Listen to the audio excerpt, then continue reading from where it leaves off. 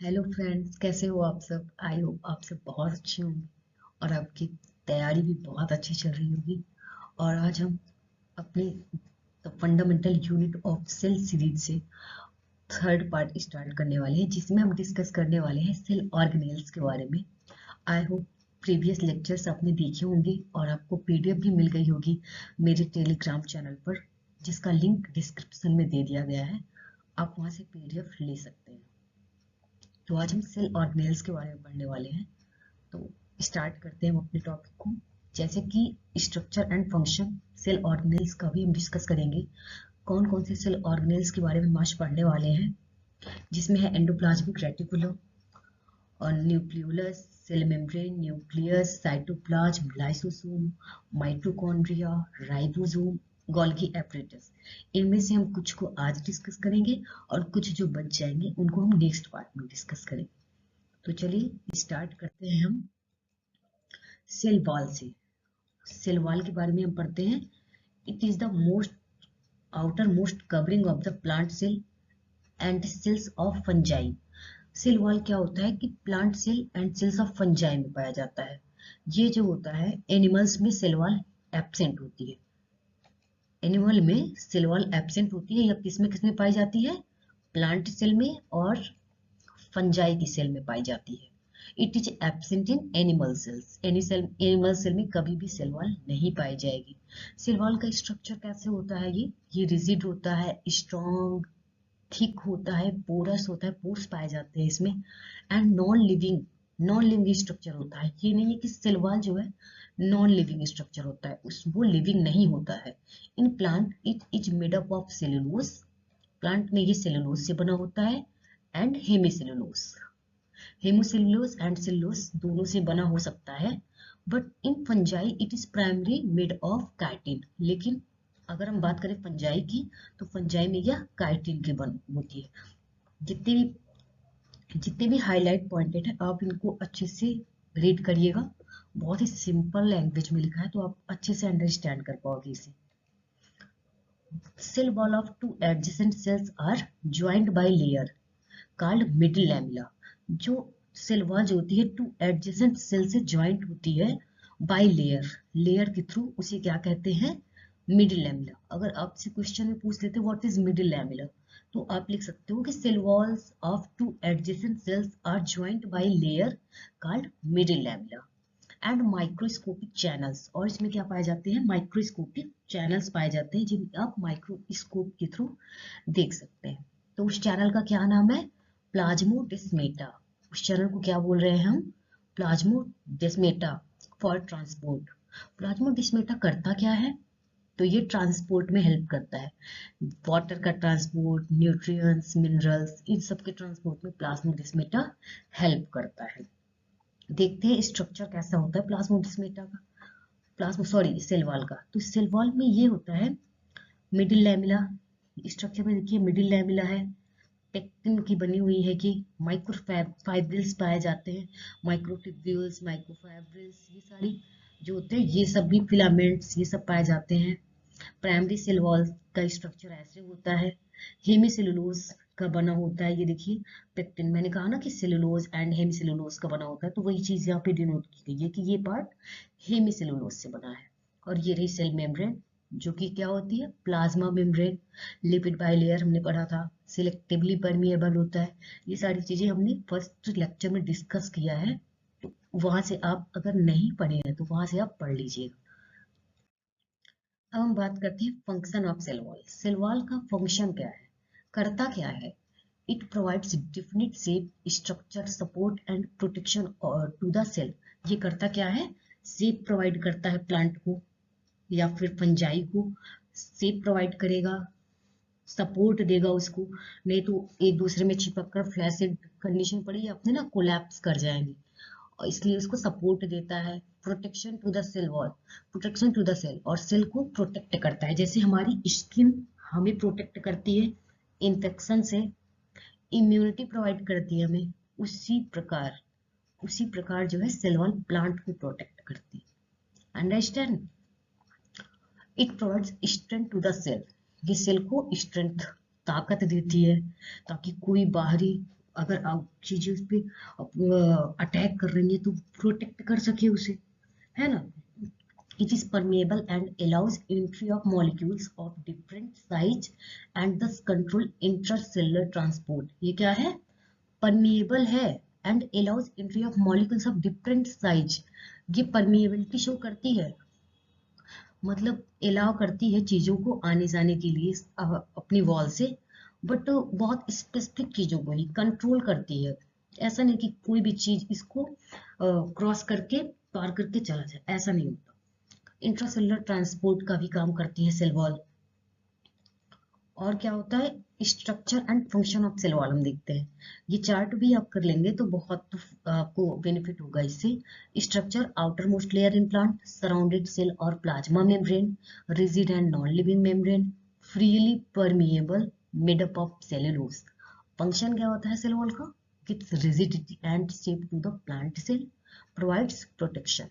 तो ये चार्ट भी आप देखते हो तो बहुत अच्छे से आपका कवर हो जाएगा ये टॉपिक। ये रही देखो प्लांट सेल, और ये सेल वॉल जो है प्लाज्मा मेम्ब्रेन के बाहर कवरिंग हुई है। और सेल वॉल जो है प्लांट्स में और फंजाई में पाया जाता है, एनिमल सेल में नहीं पाया जाता है। अब हम आगे देखते हैं न्यूक्लियस। न्यूक्लियस क्या है, इसका स्ट्रक्चर कैसे है, फंक्शन क्या है, ये चीजें पढ़ते हैं। Nucleus is the most important cell organelles which directs and control all its cellular activities। न्यूक्लियस क्या करता है, मोस्ट इंपॉर्टेंट सेल ऑर्गेनेल्स है, ये कंट्रोल करता है सारी सेलुलर एक्टिविटीज की। न्यूक्लियस बहुत इंपॉर्टेंट रोल प्ले करता है सभी सेल के लिए, ठीक है। It is called as headquarter of the cell, controller of cell. इसे हेड क्वार्टर बोला गया है सभी सेल्स का। सभी सेल को कंट्रोल कौन करता है, न्यूक्लियस करता है। जैसे किसी स्टेट है, कोई स्टेट है, उसका कंट्रोल सीएम के हाथ में होता है। पूरी कंट्री का कंट्रोल पीएम, प्राइम मिनिस्टर के हाथ में होता है। वैसे जितने भी सेल ऑर्गेनेल्स है सबका अपना न्यूक्लियस है जो उसे कंट्रोल करता है। तो वही चीज बोली गई है, it is called as headquarter of the cell, अथवा और या फिर इसे बोलते हैं कंट्रोलर ऑफ सेल। अगर मुझे हेड क्वार्टर ऑफ सेल कौन सी सेल ऑर्गेनेल्स है तो आप रिप्लाई करेंगे, आंसर देंगे nucleus. Nucleus is the headquarter of the cell, okay. Our nucleus was discovered by Robert Brown in 1831। इसको आपने पहले लेक्चर में भी पढ़ा था कि न्यूक्लियस की डिस्कवरी किसने करी थी, रॉबर्ट ब्राउन ने इन 1831। In eukaryotes a well defined nucleus is present while in prokaryotes। जो यूकैरियोट्स होते हैं उसमें एक वेल डिफाइंड न्यूक्लियस प्रेजेंट होता है, बल्कि जब प्रोकैरियोट्स की बात करते हैं तो a well defined nucleus is absent। Prokaryotes में न्यूक्लियस वेल डिफाइंड नहीं होता है, यूकैरियोट्स में वेल डिफाइंड न्यूक्लियस प्रेजेंट होता है। कंफ्यूज मत होइएगा, यूकैरियोट्स में न्यूक्लियस वेल डिफाइंड प्रेजेंट होता है, but in prokaryotes it is absent. Prokaryotes contain a primitive nucleus called nucleoid. तो जब इसमें न्यूक्लियस नहीं पाया जाता है तो प्रोकैरियोट्स में क्या पाया जाता है, क्वेश्चन आपका आपके माइंड में, तो क्या पाया जाता है, न्यूक्लियोइड, जो कि प्रिमिटिव न्यूक्लियस है। क्योंकि सबसे पहले प्रोकैरियोट्स आए थे तो उनका न्यूक्लियस उसमें नहीं था, उसमें प्रिमिटिव न्यूक्लियस था जिसे क्या नाम दिया गया, न्यूक्लियोइड। उसके बाद जब यूकैरियोट्स आए तो उनका खुद का न्यूक्लियस था। तो वही चीज है कि यूकैरियोट्स में न्यूक्लियस है जो कि वेल डिफाइंड है, एंड प्रोकैरियोट्स में न्यूक्लियोइड है। स्ट्रक्चर देखते हैं अगर न्यूक्लियर एनवलप का, तो ये देख सकते हैं आप, ये रहा न्यूक्लियर लेमिना, क्रोमैटिन एरिया रहा इसका, जिसमें क्रोमैटिन क्या करता है, डीएनए को कंटेन करता है, जेनेटिक मटेरियल है जो कि ठीक हेरिडिटरी नेचर होता है क्रोमैटिन, उसको भी हम आगे डिस्कस करेंगे। राइबोसोम, ये भी सेल ऑर्गेनेल्स है। ये रही न्यूक्लियस की आउटर मेम्ब्रेन, ये रही inner membrane. Perinuclear space, जो बीच में इनर एंड आउटर की स्पेस पाया जा रहा है उसको पेरी न्यूक्लियर स्पेस कह रहे हैं, okay. Nuclear pore complex, nuclear pore complex ये दिख रहा है आपको। एंडोप्लाज्मिक रेटिकुलम भी यहाँ पे है, न्यूक्लियर इनवलप भी शो हो रहा है। तो आपको जब पीडीएफ मिलेगी ना, आप स्ट्रक्चर को ध्यान से एक बार देख लीजिएगा, बाकी चीजें आपको हाईलाइटेड पॉइंट जो है उसको ज्यादा फोकस करना है, बाकी चीजें अगर आप ध्यान से फोकस करके क्लास में ही देख रहे हो तो बहुत अच्छे से क्लियर हो जाएंगी। बस फिर पीटीए देखना है आपको और स्ट्रक्चर को अच्छे से देख लेना है। ओके, यूकैरियोटिक सेल कैसे होती है? तो यूकैरियोटिक सेल का भी न्यूक्लियस है, एंडोप्लाज्म, वही चीजें हैं कि यूकैरियोटिक सेल में कौन कौन से सेल ऑर्गेनेल्स पाए जा रहे हैं। सेल वॉल नहीं पाया जाएगा, नहीं तो आपको लगे कि वो भी सेल ऑर्गेनेल्स मैंने पढ़ाया है तो वो भी पाया जाएगा। Cell organelles, sorry, cell wall नहीं पाया जाएगा, बाकी सारी सेल वॉल्स, बाकी सारे सेल ऑर्गेनेल्स पाए जा रहे हैं इसमें। ओके, एक्सेप्ट टू, हाँ, cell wall. It has double layered covering called as nuclear membrane. तो न्यूक्लियस में क्या होती है? डबल लेयर्ड कवरिंग होती है जिसे न्यूक्लियर मेम्ब्रेन कहते हैं। Beside nuclear membrane, nucleus also contain, nuclear membrane के अलावा न्यूक्लियस क्या क्या लिए रहता है? न्यूक्लियोलस, न्यूक्लियस मेम्ब्रेन के अलावा इसके पास होता है न्यूक्लियोलस एंड क्रोमैटिन मटेरियल, और होता है chromatin material. Chromatin is made of DNA. जैसा कि मैंने अभी बताया कि क्रोमैटिन जो होता है डीएनए से बना होता है। डीएनए को क्या बोलते हैं? Deoxy nucleic acid. और आरएनए का नाम सुना होगा आपने, तो आरएनए को बोलते हैं ribose nucleic acid. Okay, and proteins that ultimately condense and form chromosome. तो ये जो क्रोमैटिन, डीएनए एंड प्रोटीन जो है ये सब मिलकर के क्या बनाते हैं? कंडेंस होकर क्रोमोसोम का फॉर्मेशन करते हैं। तो अगर आपसे पूछा जाता है कि क्रोमोसोम का फॉर्मेशन कैसे हो रहा है इन क्वेश्चन, तब आप रिप्लाई कर सकते हैं chromatin is made up of DNA and protein that ultimately condense and form chromosome. Chromosomes are chromatin material consist of DNA. Chromosome क्या है? क्रोमैटिन मटेरियल है जो कि डीएनए लिए रहता है, which store and transmit hereditary information for the cell to function, grow and reproduce. वो क्या करता है? ग्रो करता है एंड रिप्रोड्यूस करता है। ऑर्गेनिज्म का जेनेटिक मटेरियल है। मदर से एंड फादर से जो भी कैरेक्टर उससे मिलते हैं वो जीन के थ्रू अपनी ऑफस्प्रिंग में जो कि बच्चे होंगे उनके अंदर भेजता है। तो इसी बात को क्या कहते हैं, इसी चीज को क्या कहते हैं? Hereditary in nature. ठीक है, आनुवंशिक। The functional segment of DNA is called gene. जो डीएनए का सेगमेंट फंक्शनल होता है, जो काम करता है कैरेक्टर्स को पेरेंट टू ऑफस्प्रिंग लेकर जाता है, उस चीज को क्या कहते हैं? जीन। उसको बोलते हैं जीन। फंक्शन ऑफ न्यूक्लियस की बात करें, न्यूक्लियस का फंक्शन क्या है? It direct and controls all the metabolic activities of the cell and regulate the cell cycle. ये क्या करता है? सारी डायरेक्ट करता है, कंट्रोल करता है मेटाबॉलिक एक्टिविटीज को एंड रेगुलेट करता है सेल साइकिल। अभी आपके माइंड में आ रहा होगा कि सेल साइकिल क्या है।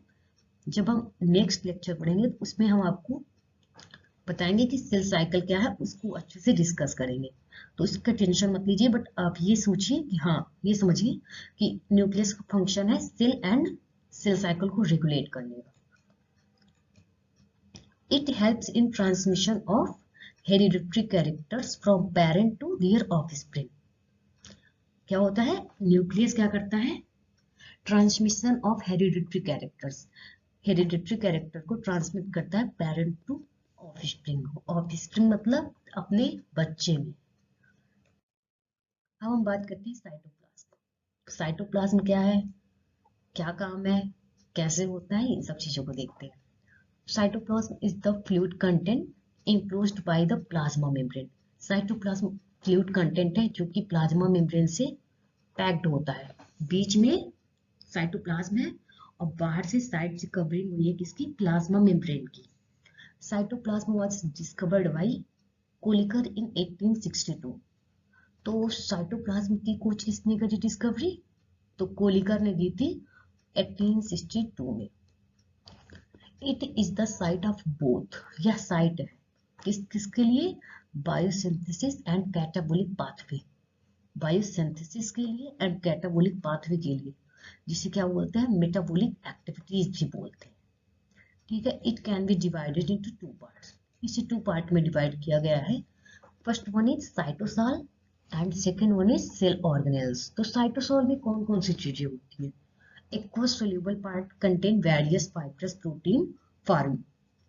जो इसका एक्वस सोल्यूबल पार्ट है, फाइब्रस प्रोटीन लिए रहता है, साइटोस्केलेटन लिए रहता है। जो क्या करता है साइटोस्केलेटन, अभी हमने आगे बताया था कि साइटोस्केलेटन क्या करता है कि स्ट्रक्चर को स्ट्रेंथ प्रोवाइड करता है और शेप को मेंटेन करके रखता है। तो it contain about 90% water, 90% water होता है साइटोसॉल में, 7% प्रोटीन, 2% कार्बोहाइड्रेट और 1% में अदर्स चीजें मिलाकर रहती है। सबसे ज्यादा अमाउंट किसका है? Water. Cell organelles, living part of the cells having definite shape, structure and function, bounded by plasma membrane. Living part जो सेल्स के हैं वो होते हैं सेल ऑर्गेनेल्स में आते हैं। सेल ऑर्गेनेल्स में सेल वॉल भी आती है जो कि प्लांट में पाई जाती है एंड फंजाई में, बट सेल वॉल जो है वो नॉन लिविंग होती है। कंफ्यूज मत होइएगा बिल्कुल भी।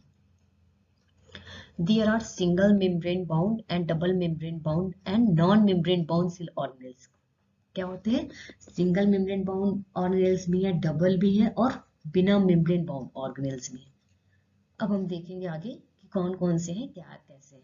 ये देखिए साइटोप्लाज्म का स्ट्रक्चर जिसमें न्यूक्लियस है, सेल मेम्ब्रेन है, काइटिन की सेल वॉल भी है, माइटोकॉन्ड्रिया है, वैक्यूल है। ये सारी चीजें साइटोप्लाज्म में पाई जाती है। अब ये देखिए, ये अच्छे से चार्ट आप देखिएगा। Cell organelles, membrane bound and non membrane bound. कौन कौन सी ऑर्गेनेल्स हैं जिसमें मेम्ब्रेन पाई जा रही है, किनकी बाउंड्री पाई जा रही है उसके सराउंडिंग में? Single membrane bound and double membrane bound में ये डिफाइन किया गया है। सिंगल, एक सिर्फ एक मेम्ब्रेन किस किस सेल ऑर्गेनेल्स में पाया जाता है? किस किस में पाया जाता है? वैक्यूल में, लाइसोसोम में, गोल्गी एपरेटस में एंड एंडोप्लाज्मिक रेटिकुलम। और दो मेम्ब्रेन यानी कि डबल मेम्ब्रेन बाउंड कौन कौन से ऑर्गेनेल्स हैं? First one is nucleus, second one is mitochondria and third one is plastid. अब हम बात करते हैं नॉन मेम्ब्रेन बाउंड। कौन कौन से ऑर्गेनेल्स हैं जिसमें मेम्ब्रेन पाई ही नहीं जाती? तो उसमें एक first one is ribosome, second one is cytoskeleton and third one is centriole. तो ये चार्ट आप अच्छे से देखिएगा, बहुत अच्छे से समझ में आएगा। इसलिए इस तरह से मैंने रिप्रेजेंट करा है ताकि आपको कंफ्यूजन ना हो कोई भी। ओके, अब हम बात करते हैं एंडोप्लाज्मिक रेटिकुलम की। It is the network of membrane bound tubules and seat present in the cytoplasm. Endoplasmic reticulum क्या है? मेम्ब्रेन बाउंड ट्यूब्यूल की तरह है जो कि प्रेजेंट होती है साइटोप्लाज्म में। डिस्कवर्ड किसके थ्रू की गई है? गार्नियर। एंड स्ट्रक्चर किसके द्वारा दिया गया? पोर्टर, क्लाउड एंड फुलम नाम के साइंटिस्ट के थ्रू। Present in all cells except prokaryotes and mammalian erythrocytes. ये बात अच्छे से देखिएगा कि ये प्रेजेंट इन ऑल सेल्स, सभी सेल्स, सॉरी सभी सेल्स में पाया जाता है, सभी सेल में पाया जाता है except to prokaryotes and mammalian erythrocyte. Erythrocyte का मतलब आरबीसी। इन दो चीजों को छोड़कर सभी जगह पाया जाता है, सभी ऑर्गेनेल्स में पाया जाता है क्या? Endoplasmic reticulum. ठीक है, अब हम बात करते हैं rough endoplasmic reticulum and smooth endoplasmic reticulum. Two types के होते हैं। तो आप इसको देखिएगा कि रफ कैसे है एंड स्मूथ। इसका मैंने चार्ट में डिफाइन दिया गया है कि क्या चीजें कैसे। इसको आप चार्ट के थ्रू देख लीजिएगा कि रफ में राइबोसोम पाए जा रहे हैं, स्मूथ में राइबोसोम एब्सेंट है, इस रफ में प्रोटीन की सिंथेसिस हो रही है, स्मूथ में इन्वॉल्व इन लिपिड मेटाबॉलिज्म। तो ये चीज आप पीडीएफ से कर लीजिएगा। अब हम बात करते हैं function of endoplasmic reticulum. Endoplasmic reticulum का फंक्शन क्या है? It is the only organelle which serves as a channel for the transport of materials between various region of cytoplasm and between cytoplasm and nucleus। ये क्या करता है? Transport of materials, materials का transport करता है cytoplasm के बीच में and cytoplasm and nucleus के बीच में। ओके, और क्या है, also function cytoplasmic framework to provide surface for the some biochemical activities, और surface provide करता है कुछ biochemical activities के लिए।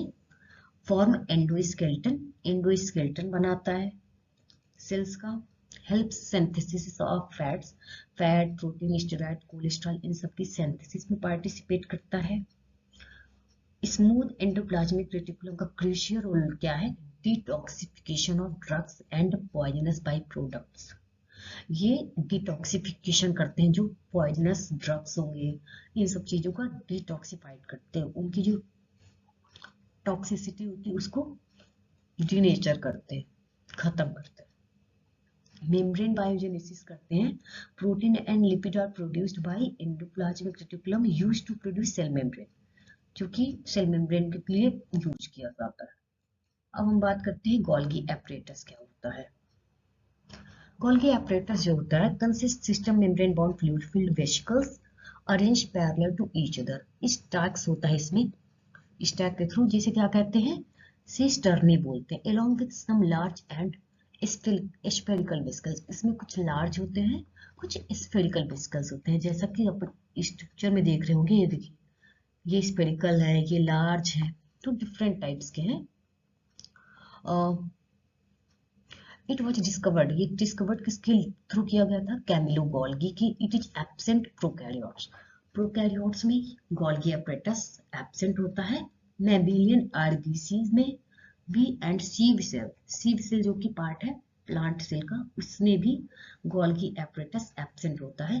Prokaryotes, mammalian RBC and plant की सीड सेल्स, इसमें क्या होता है, गोल्गी एपरेटस एब्सेंट होता है। फंक्शन क्या है इसका, स्टोरेज का, मॉडिफिकेशन का, packaging and secretion product vesicles, क्या करता है, ये सारी काम करता है। इट इज सिक्रेटरी नेचर, ये सिक्रेटरी नेचर है। हेल्प करता है मिलेनिन, मिलेनिन को जानते हैं आप, क्यों नहीं जानते, मिलेनिन की सिंथेसिस में हेल्प करता है। Also involve in synthesis of cell wall and plasma membrane, और cell wall and plasma membrane की सिंथेसिस में भी ये इन्वॉल्व होता है। स्ट्रक्चर देखिएगा, cis face, trans face, newly forming vesicles ऐसे होते हैं। सिक्रेटरी वेसिकल है ये देखिए, इनकमिंग ट्रांसपोर्ट वेसिकल्स। तो स्ट्रक्चर भी आप ध्यान में दीजिएगा, क्योंकि आपके लिए लॉन्ग क्वेश्चन में स्ट्रक्चर के साथ प्रश्न पूछा जा सकता है, तो आप फिगर भी ड्रॉ करने होंगे, तो स्ट्रक्चर भी आप देख कर चलिएगा अच्छे से। इन्वॉल्वमेंट फॉर्मेशन ऑफ लाइसोसोम, ये लाइसोसोम की फॉर्मेशन के लिए भी रिस्पॉन्सिबल होता है। अब हम बात करते हैं माइटोकॉन्ड्रिया।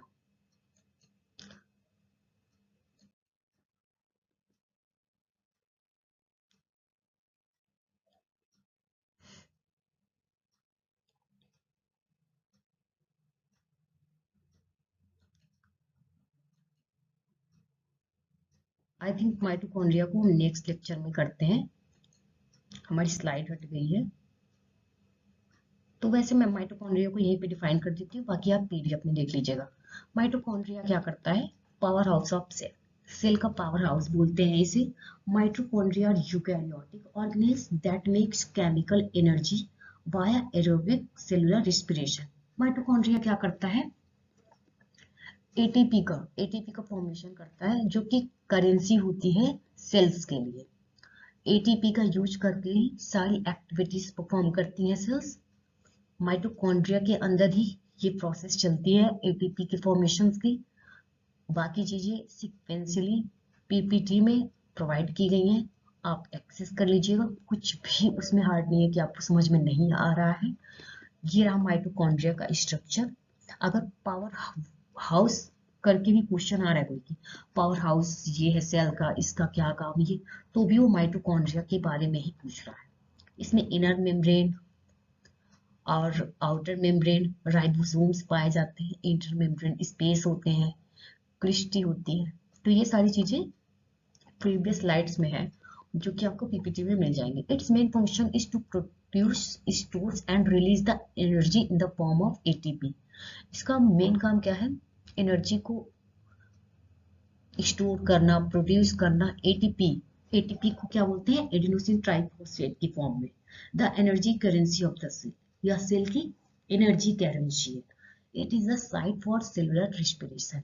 सेलुलर रेस्पिरेशन की साइट क्या होती है सेल्स में? वो भी होती है माइटोकॉन्ड्रिया, जिसे क्रेब साइकिल के नाम से जानते हैं। इन विच एटीपी आर प्रोड्यूस, जिसमें एटीपी प्रोड्यूस होती है। आई होप आज का लेक्चर आपको अच्छे से समझ में आया होगा।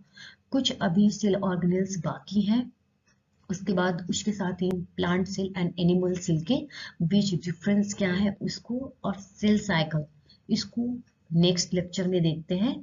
तो जिन्होंने अभी नहीं देखा है प्रीवियस लेक्चर, तो आप प्लेलिस्ट पड़ी हुई है मेरे चैनल पे, आप वहां से देख लीजिएगा। और पीपीटी जो है पीडीएफ, वो आपको मेरे टेलीग्राम चैनल पे मिल जाएगा, जो डिस्क्रिप्शन में लिंक दी हुई है, आप उससे ज्वाइन हो जाइएगा उधर। ओके, तो आज के लिए इतना ही रखते हैं, बाकी नेक्स्ट वीडियो में नेक्स्ट लेक्चर में डिस्कस करते हैं। Okay, thank you.